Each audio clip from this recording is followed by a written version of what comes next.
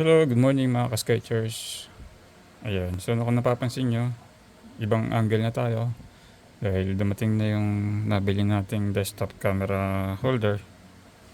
Ayan, para hindi naman lagi nakatabingi yung mga leeg nyo kakapanood magka-stiff neck pa kayo. So, i-add ko na lang rin yung mga ginagamit nating pan-drawing. Sa lapis, Faber-Castell ang gamit natin. So, meron ako ditong 6B, 4B at 10H. So iba-iba yung mga stroke nito from light, medium, tsaka dark. So pwede mamili na lang kayo kahit ano naman pwede. Basta at least tatlong different na ano ba tawag dito? Yung stroke from light ito 10H to medium 4B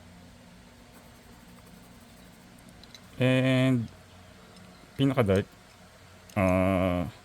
6B. So ayan, kung mapapansin nyo iba-ibang ano yan para magkaroon ng texture tsaka layer yung drawing nyo. Siguraduhin nyo lang na lagi nyo natatasahan yung lapis nyo bago kayo mag-start tsaka during nag-drawing kayo every time. Pagka pansin nyo nag-iiba na yung stroke ng lapis nyo tasahan nyo agad kasi mas maganda yung linya ng lapis nyo kapag tasa.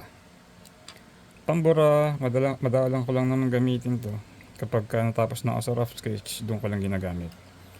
At itong mahiwagang papel na to ay gamit ko dahil nagpapawis ako, pasmado. Kita nyo naman, nanginginig ng kamay.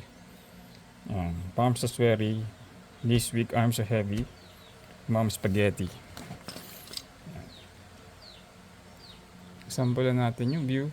At least maganda na yung ano.